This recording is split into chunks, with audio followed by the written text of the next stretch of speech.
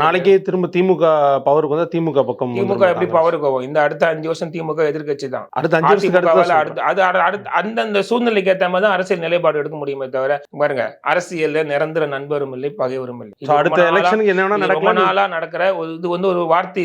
இந்த வார்த்தைக்கு ஏத்த மாதிரி தான் எல்லா அரசியலுமே நடக்குது. இப்ப நீங்க பாஜக எதிர்ப்பு இருக்கிற திமுக வந்து இதுக்கு மேல பாஜக ஆதரிக்கலையா? ஒரு ஓட்டுல வாஜ்பாய் வந்து கவிழும் போது அந்த அரசை தூக்கி பிடிச்சவரு கருணாநிதி தான் தூக்கி பிடிச்சாரு. அவர் யாரை கேட்டு அதை போய் பண்ணாரு? அன்னைக்கு அதை செஞ்சது அரசியல் நிலைப்பாடு தானே. அதே அரசியல் 99 வாஜ்பாய் 5 வருஷம் ஆட்சி ஆதரிச்சவர் இவர் தான். அதே கலைஞர் தான் ஆதரிச்சாரு. குஜராத்ல இன்னைக்கு மாபெரும் நான் தான் சிறுபான்மை காவலர் பாதுகாப்புன்னு சொல்ற கலைஞர் தான் குஜராத்ல உலகமே போட்டு பார்த்து ஒரு உலக மத்தியில நம்ம இந்தியாவுக்கு மிகப்பெரிய ஒரு கேவலத்தை உருவாக்கின அந்த குஜராத் நடத்தின பாஜகவை ஆதரிச்சு பிடிச்சவர் தான் கலைஞர். அதை ஆதரித்து திரும்ப அடுத்த 2004 வந்து நாங்க இனிமேல் மத நல்லிணக்க கூட்டணின்னு சொல்லி கூட்டணியில் சேர்ந்தாரு. அப்ப அது வந்து இது இல்லையா? அரசியல்ல வந்து அந்தந்த சூழ்நிலைக்கு ஏற்ற மாதிரி முடிவெடுக்கிறது அரசியல். அப்பதான் அந்த இயக்கம் தொடர்ந்து அந்த அரசியல் நீரோட்டத்துல பயணிக்க முடியும். என் கொள்கை தான் முக்கியம், கோட்பாடு தான் முக்கியம், ஒரே இடத்துல நின்னீங்கன்னா அடுத்த கட்டத்தை நோக்கி நகராது. எந்த ஒரு அரசியல் கட்சியும் அடுத்த கட்டத்தை நகர முடியாது. நாங்க எங்களுடைய கொள்கையில ரொம்ப தெளிவா இருந்தோம். மதசார்பற்ற கொள்கையில திமுக தெளிவா இருந்தது, அதை ஆதரிச்சோம். இன்னைக்கு அதே நிலைப்பாடோட ஒரு கட்சி ஆட்சிக்கு வரதுக்கு இருக்கும்போது அதை நாங்க ஆதரிக்கிறோம். சோ எங்களுடைய ஸ்டாண்ட் ரொம்ப கிளியர். நாங்க அன்னைக்கும் திமுக ஆதரிச்ச அதே காரணத்துக்காக இன்னைக்கு வந்து விஜய்